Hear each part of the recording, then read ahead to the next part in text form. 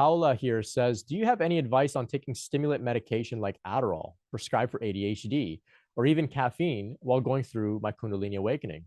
Sometimes I feel they exacerbate spontaneous kriyas, but without, it's difficult to focus on my actual work. Thank you. Yeah, interesting question here. Of course, not a doctor, not a psychiatrist.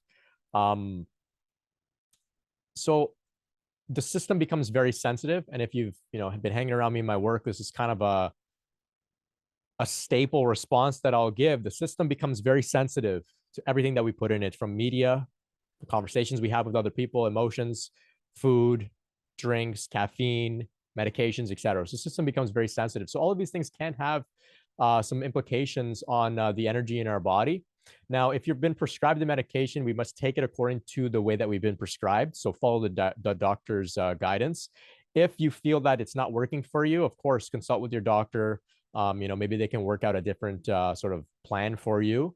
But yes, these things will have an effect on the energy in our system in the way that anything that we consume will. Of course, these very powerful medications will. So not that they're incompatible with the process, however.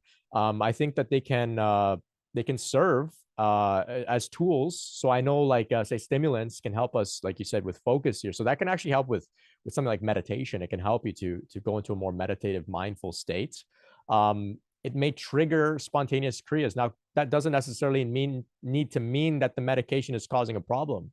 The medication can actually be maybe perhaps creating context within your system for the kriyas to happen, which is a good thing as part of your process. Whereas maybe if you weren't on the medication, maybe you would have been maybe a little bit more scattered, and the energy wouldn't be able to do the work that it's trying to do. So maybe that's a perspective.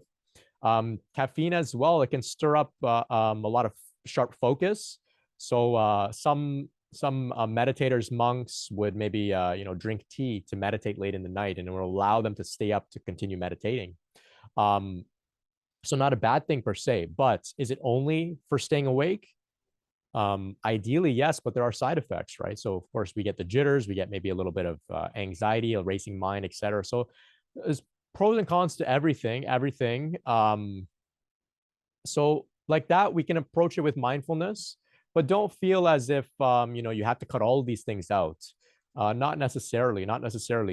ADHD medication, for what I understand, is very effective for activating like the frontal lobe and things like that, which all of this is also coincides with meditative practices. The benefits of meditation are to sort of improve executive functioning in the these parts of the brain, which the stimulants help with that as well. So I think it can be very compatible as long as we approach it with mindfulness and whatnot. I see John here is sharing, I have received clearing benefits from stimulants. It does bring more energetic phenomena, kriyas, etc. Interesting. Yeah. Cat's sharing here, I can't do caffeine anymore, but I've also been struggling about navigating my usual ADD medication. Yeah, it's interesting. Like I said, not a doctor here. I just have some theories. Like I was sharing that, these medications will activate the executive functioning centers of the brain. I think it's the frontal lobe. Well, so will meditation. And of course, Kundalini is trying to put us into a meditative state.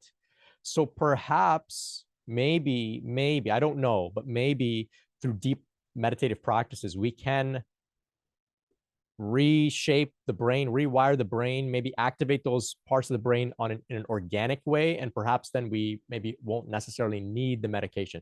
Just a theory. I don't know for sure. I don't think there's probably enough studies here because so few people meditate consistently to the point where their brain changes, let alone, of course, participate in a study to see how the brain has changed. So that's probably why there's not enough data. But it's pretty clear that, meditation does have some significant influences on the brain, as do these medications. So I'm not against them. I really don't think that we should go against the advice of our doctors. And I'm not just sharing that just for liability. I think that